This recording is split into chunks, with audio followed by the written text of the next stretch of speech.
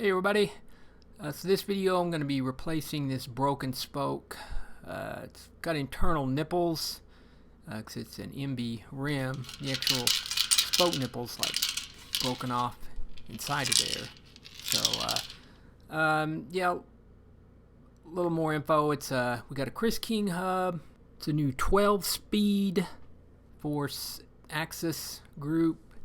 It is a tubeless setup there, so these are pretty much all the steps that are going to be involved with an internal nipple, tubeless rim, and then the hub is Chris King hub. So there's a few little details there that are going to differ from some other wheels with the lock-on disc brake rotor. So anyway, I'm breaking the cassette loose here, and it does have the XDR style driver, which is very similar to the XD driver you'd find on mountain bikes. So as you can see, the cassette assembly is not coming up there, and that's just because there's those little axle end caps there that come on the Chris King hub. So just pop that drive side off with a little screwdriver, and the cassette will slide right off from there. So just kind of checking, you can see the spoke is broken. It is a drive side spoke that's broken. You know, sometimes you can weasel these in without taking off the rotor.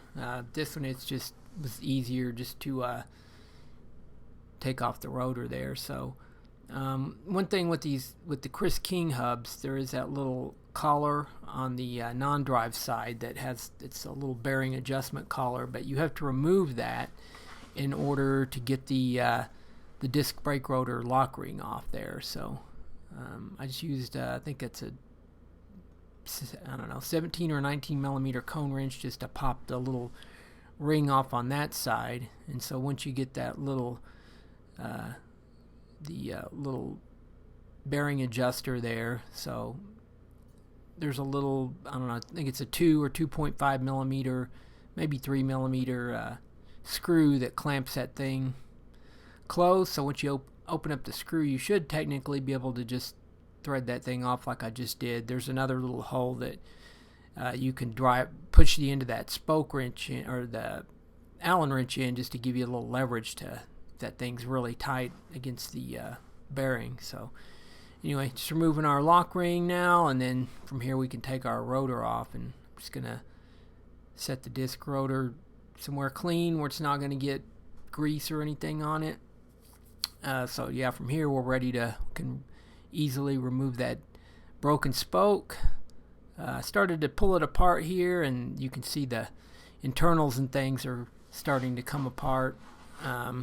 So in this case, it's a good idea just to usually that stuff will all stay together, but it's a good idea just, in this case I went ahead and put the little adjuster back on. I didn't tighten it or fine-tune adjust it, just enough to keep everything together. So remove the spoke, and then I actually removed another spoke just to get a definitive measurement, just being that these are internal nipples. But before that, so we got to remove the valve stem, and then remove our tape and everything here. At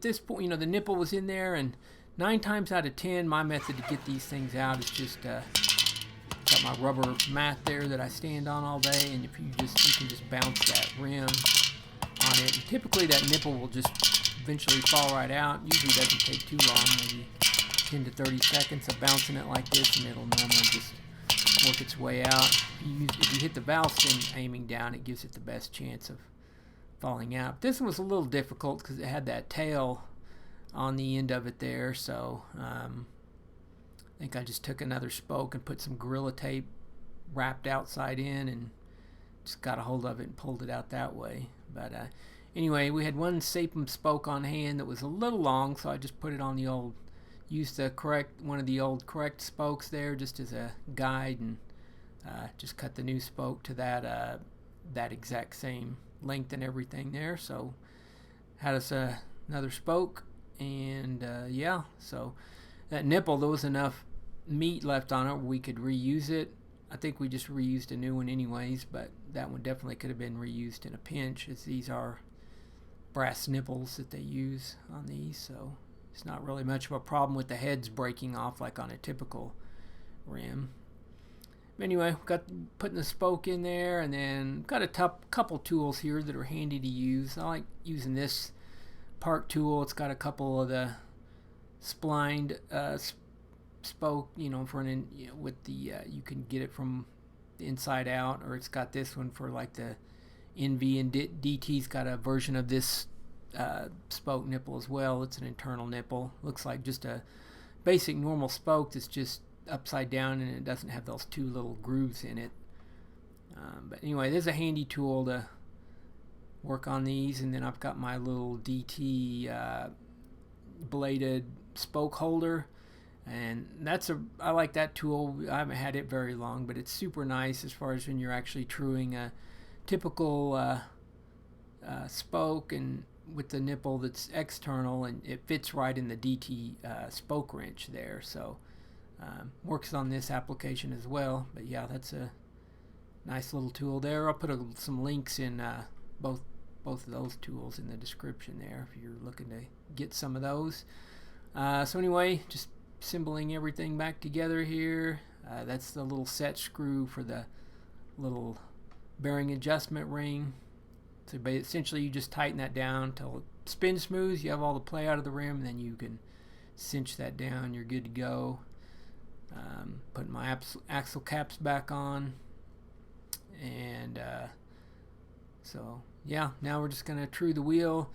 And before I had gotten started, I backed the tension off on all the spokes.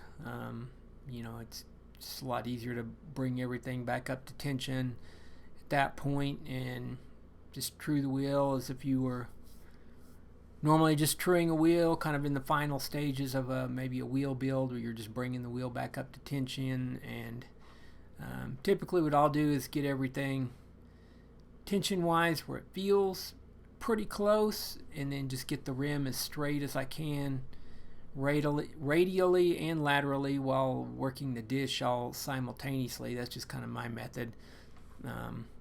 I've got a video kind of basically showing, I don't know how I do that, but if you're interested, up there in the corner. So anyway, yeah, we just I didn't really on this video get into doing any of the tubeless stuff, just because it's, I don't know, that's didn't want to get too long-winded with this video. That's just kind of another video for another time.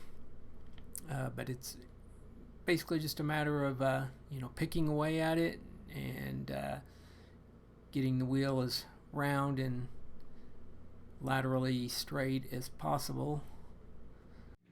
So we're getting the wheel pretty straight here. And at this point I like to check the tension of the drive side spokes. Just make sure we're in the correct range. This little park tool chart, the Sapem spokes we're using are that 09 by 2.2, so we're looking for about 120 kilogram force as far as the number, so that needs to be about up to number 14 on the little part gauge there. So basically just work those to where we're up at that tension, and keep working, kind of truing the wheel. That last little step takes the longest, but anyway, we got it up to the correct tension, and we're pretty straight right in the correct dish. And yeah, so that's came out real nice. And yeah, hopefully you found the video informative. Please consider subscribing to my channel if you're not already a subscriber. That's going to do it for this one. Thanks for watching. We'll see you guys next time.